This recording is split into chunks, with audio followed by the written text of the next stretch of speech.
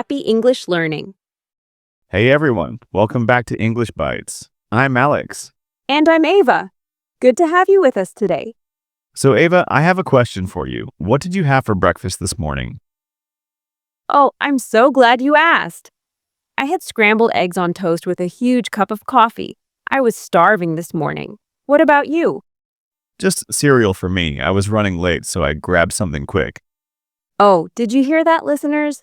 Alex just said, running late. That's such a common phrase. It means I didn't have enough time. We'll talk more about that later. You know what's interesting, Ava? What? We're going to explore how real people talk about breakfast in English. Not textbook English. But the actual phrases you'll hear when you're having breakfast with friends or family. Right. We've got 3 authentic dialogues for you today. And after each one, we'll break down the useful phrases. We'll explain why native speakers say things a certain way. And give you tips on how to use these expressions yourself. So whether you're someone who loves a big breakfast or you just grab a banana on your way out the door, this episode will help you talk about your morning routine more naturally. All right, listeners, are you ready? Let's dive in and maybe grab some breakfast while you listen.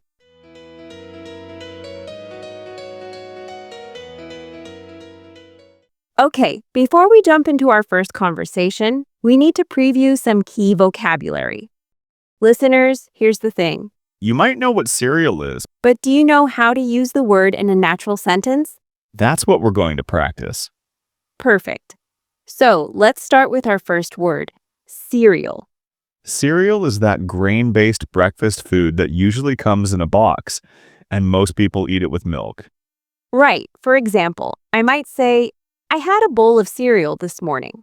Or, do we have any cereal left? Exactly. Notice we say a bowl of cereal, not a bowl cereal. That little word of is important. Good catch. All right, next word, oatmeal. This one's a bit different. Alex? Yes. Oatmeal is a hot breakfast made from oats. Now, listeners, be careful. In British English, they call this porridge. But in American English, we usually say oatmeal. That's such an important distinction. So, if you're in the US and you say, I'd like some porridge, people will understand. But they might think it sounds a bit formal or old-fashioned. Exactly. Just say oatmeal and you'll sound totally natural. Our third word is scrambled eggs. Now, this is 2 words together, but we always use them as a pair. Right? Scrambled eggs are eggs that you mix up and cook until they're soft and fluffy. And here's a tip. We say scrambled eggs, not scrambled eggs. The ed ending is important because we're describing how the eggs are cooked. You could also have fried eggs or boiled eggs. See the pattern? Next up is hash browns. These are fried shredded potatoes, usually served as a side dish at breakfast. Ooh, I love hash browns. Now, listeners, pay attention to the pronunciation. We say hash browns, not hash brown, even if you're only eating one. We always say it in the plural form. For example, like, can I get hash browns with that? Or, these hash browns are delicious. And our final word for this section is black coffee. This is coffee without any milk or cream in it. This is interesting, Alex. We say black coffee to mean coffee with nothing added. Right.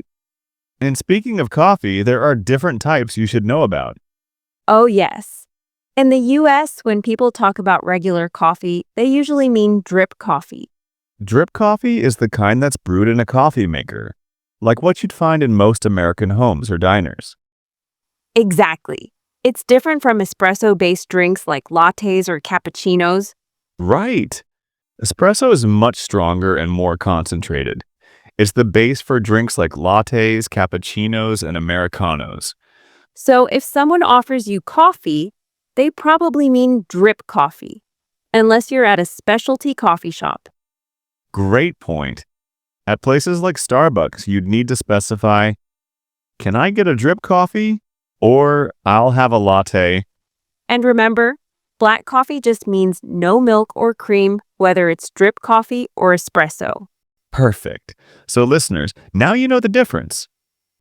All right, so our first conversation is between two roommates, Cindy and Ben, and they're having breakfast together in their apartment. Now, Alex, before we play this, what should listeners focus on? Good question. I'd say listen for how they talk about their food preferences and morning habits. It's a short conversation, but it's packed with useful everyday language. Perfect. Here we go. Good morning. Time for breakfast. Morning, Cindy. What are you eating? I'm having hash browns and scrambled eggs. Use the last of the eggs, hope that's okay. No problem. I always need black coffee to start a new day anyway. I don't feel like coffee in the morning. Makes me feel weird. Really? I can't function without it. We're so different. Hey, there's some orange juice in the fridge if you want. Okay, that was short and sweet, but did you catch all the natural expressions? Let's break it down. Yes. So first, Cindy starts with good morning. Time for breakfast. Now, this is so natural. We say time for breakfast or time for lunch. It's a friendly way to announce that it's time to eat. Exactly. You could also say breakfast time or ready for breakfast. All of these sound warm and casual. Don't say something stiff like, we should consume our morning meal now. Ha, that sounds like a robot. True. Now, here's something really important. Ben asks, what are you eating? Present continuous tense. Notice he doesn't say, what do you eat, which would be present simple. This is crucial. What are you eating is asking about right now, this moment. What do you eat? Sounds like you're asking about general habits. So if someone is actively having breakfast in front of you, always ask, what are you eating? Perfect explanation. Now, listeners, let's look at Ben's response. I always need black coffee to start a new day. I love this sentence. This is such a natural pattern. I always need something to do something. Let me give you more examples. I always need music to help me focus. I always need a shower to wake up properly. I always need my phone to check my schedule. Great examples. And notice it's not, I always need black coffee for start a new day. We use to before the verb. That's really important. Absolutely. Now the last line is my favorite. I don't feel like coffee in the morning. Alex, why is this such good English? Because it's how we politely say we don't want something. We don't say, I don't want coffee. Why not? That can sound too direct or even rude. Instead, we soften it by saying, I don't feel like... Much better. It's gentler, more natural. Exactly, it's gentler, more natural. You could say, for example, I don't feel like eating anything heavy. Or, I don't feel like going out tonight. Or, I don't feel like talking right now. Now here's a question for our listeners. Did you notice that Cindy uses present continuous, I'm having hash browns? But Ben uses present simple, I always need black coffee. Why is that? It's because Cindy is talking about what she's eating right now at this moment. But Ben is talking about his general habit, something he does every day. So, present continuous for now, present simple for habits. Perfect. Okay, listeners, here's your challenge. Try to describe what you had for breakfast this morning using I'm having or I had. Practice out loud. All right, so we just heard a conversation between two friends. But what about family breakfasts? Those can be pretty different, right, Alex? Oh, totally different. Family breakfasts are usually more chaotic. People are rushing, Parents are trying to make sure kids eat something healthy. and there's always someone running late. Ha! So true. Our next dialogue is exactly that kind of scene. You'll hear a mom, a teenager, and a dad all having breakfast together.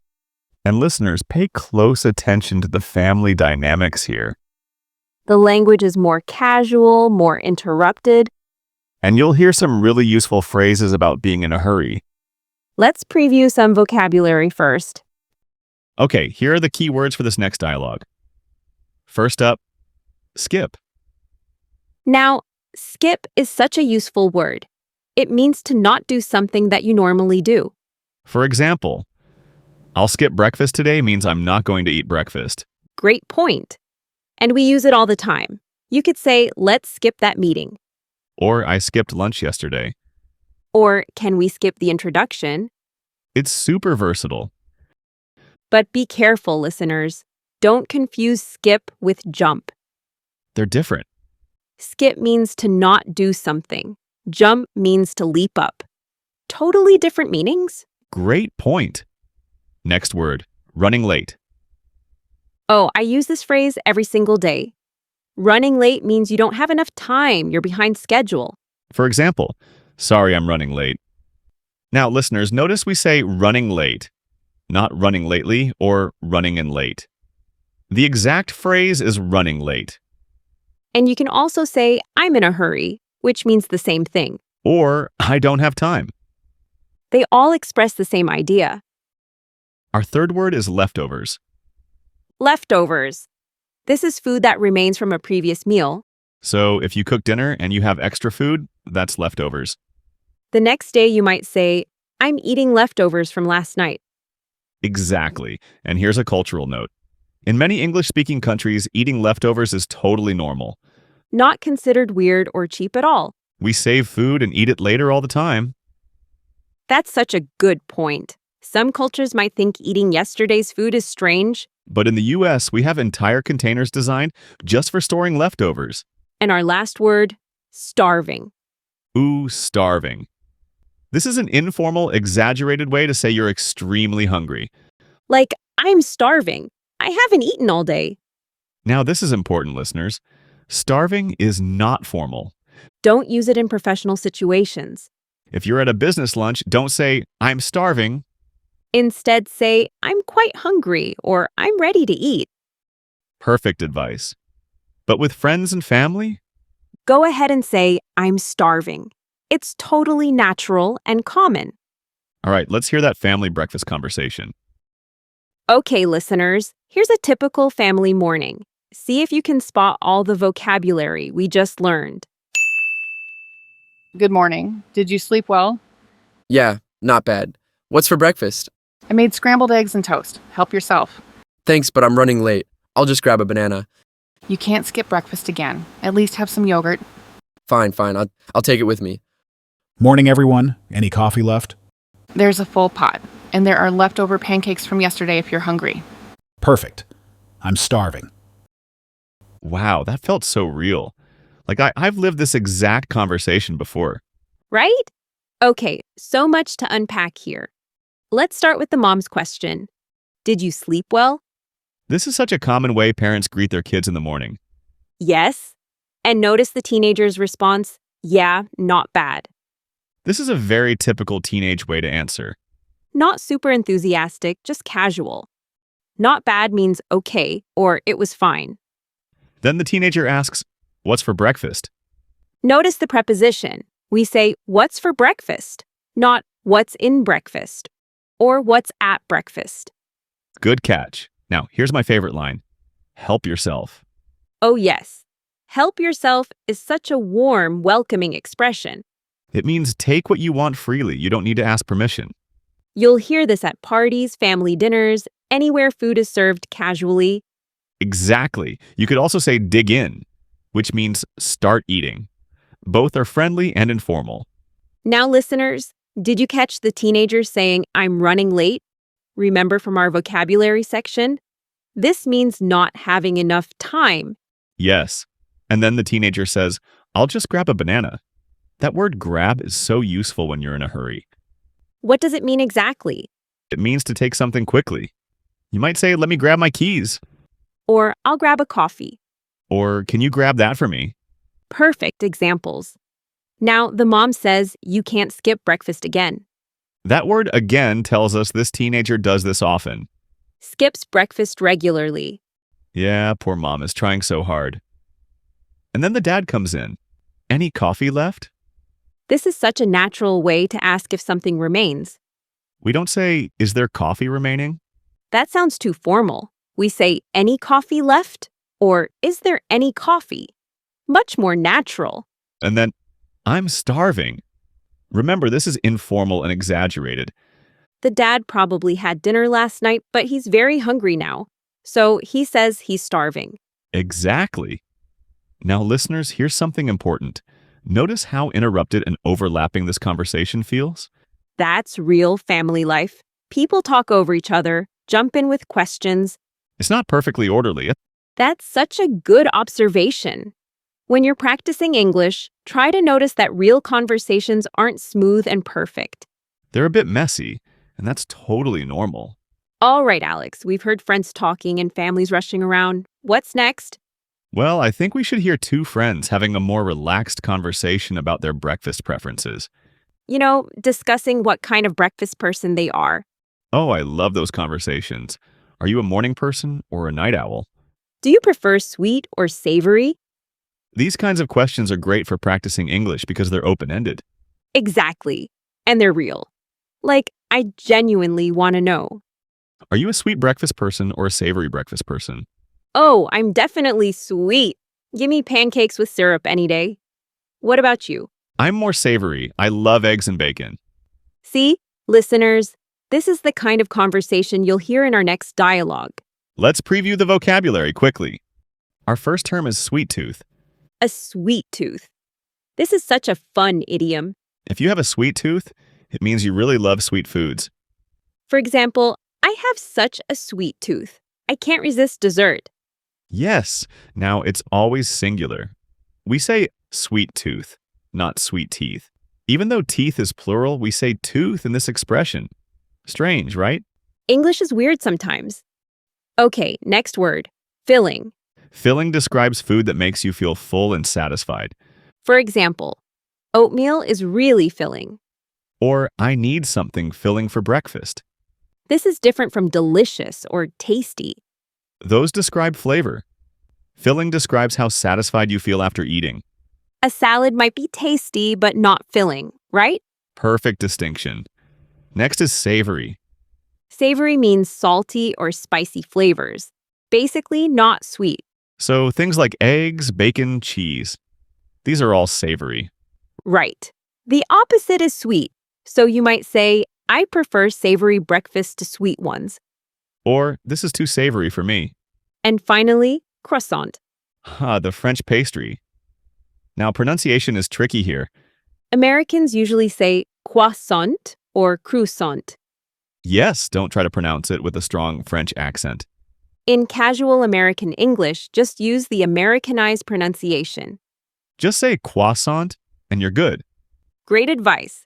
All right, let's hear this conversation about breakfast preferences. Here we go. Two friends discussing what kind of breakfast they like. Listen for opinion phrases. You'll hear Sarah and Mike talking. So, are you more of a sweet or savory breakfast person? Definitely savory. I love eggs, bacon, that kind of thing. You? I've got such a sweet tooth. Give me pancakes with maple syrup any day. Really? Doesn't that make you feel tired by mid-morning? Sometimes, yeah. But I can't resist. What's your go-to breakfast? Usually scrambled eggs on toast. Simple but filling. Nice. I wish I could get into savory breakfast, but sweet stuff just calls to me. Hey, there's no right answer. Whatever gets you going in the morning. Oh, this conversation is so natural. I love it. Me too. Okay, let's start with that opening question. Are you more of a sweet or savory breakfast person? This is such a useful pattern, listeners. Are you more of an X or Y person? You can use this for so many topics. For example, are you more of a coffee or tea person? Or are you more of a morning or evening person? Or are you more of a beach or mountain person? Exactly. It's a friendly way to ask about preferences without being too direct. Now Sarah says, I've got such a sweet tooth. Remember that idiom from our vocabulary section? Yes. And notice the word such before it. Such a sweet tooth. This emphasizes how much they love sweet things. You could also say, I have a real sweet tooth or I have a terrible sweet tooth. All of these work. Right. Now, here's my favorite line. Give me pancakes with maple syrup any day. Ooh, this is a great expression. Give me something any day is an enthusiastic way to show strong preference. It means, I always choose this, or I love this so much, I'd have it every day. Exactly. You could say things like, give me Italian food any day, Or give me a good book over a movie any day. or give me summer any day. Perfect examples. Now, Mike asks, doesn't that make you feel tired by mid-morning? This is a gentle challenge, questioning whether sweet breakfasts are a good idea. Right. And notice Sarah's response. Sometimes, yeah, but I can't resist. That phrase, I can't resist, means you can't stop yourself from wanting something. It's about self-control, or lack of it. True, we might say, I can't resist chocolate. Or I can't resist checking my phone. Now, here's a really useful question. What's your go-to breakfast? Oh, go-to is such important vocabulary.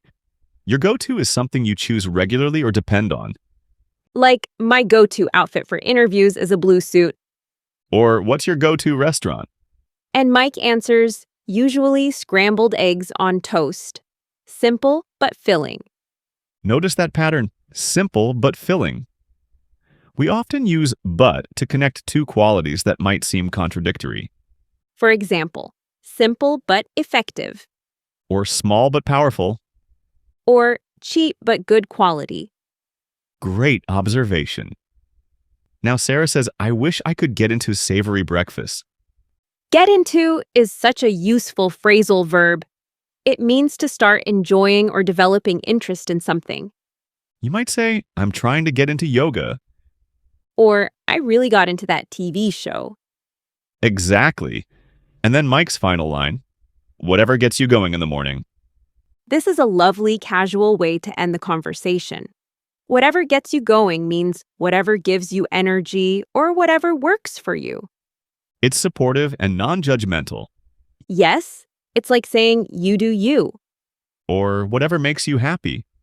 Very friendly and accepting. Now, listeners, here's what I want you to notice about this whole conversation. What's that? They're sharing preferences, but they're not arguing or judging each other. Mike questions the sweet breakfast, but in a gentle way. And ends by supporting Sarah's choice.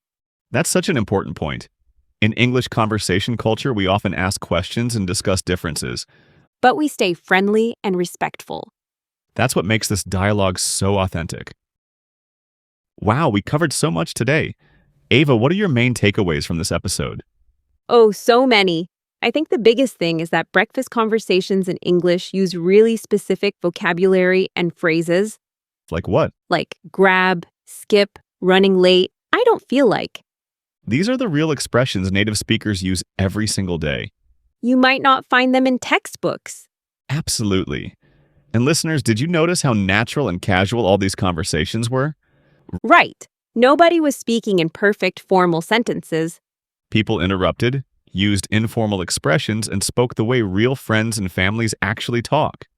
That's such an important point. When you're learning English, don't try to sound like a formal textbook. Try to sound like these conversations. Relaxed, friendly, natural. Right. Now let's do a super quick review of the key patterns we learned today. Number 1, I always need something to do something. Like, I always need coffee to start my day. Number 2, I don't feel like something. A polite way to say you don't want something. Number 3, help yourself. Meaning, take what you want freely. Number 4, I'm running late. You don't have enough time. Number 5, any something left? Asking if something remains. Number 6, I've got such a sweet tooth. You really love sweet foods. Number 7, what's your go-to something? What do you usually choose? And number 8, give me something any day. Enthusiastic preference. Perfect summary. Now, listeners, here's your homework. And yes, we're giving you homework. Okay, here it is. This week, I want you to describe your breakfast routine to someone in English. Use at least 3 phrases we learned today. You could talk to a friend, record yourself, or even just practice in front of a mirror. Great assignment. And if you want extra practice, try asking someone, are you more of a sweet or savory breakfast person? And see what kind of conversation you can have. Love it. And remember, the goal isn't perfection. The goal is to sound natural and conversational. Exactly. All right, listeners, that's it for today's episode on breakfast. We hope you learned some useful phrases and feel more confident talking about your morning routine. Remember, practice these expressions. Listen to how native speakers talk about food. And don't be afraid to use informal language when the situation is casual. And hey, if you enjoyed today's episode, please like, share, and subscribe. It really helps us reach more English learners like you. You can also leave us a comment telling us what you had for breakfast today.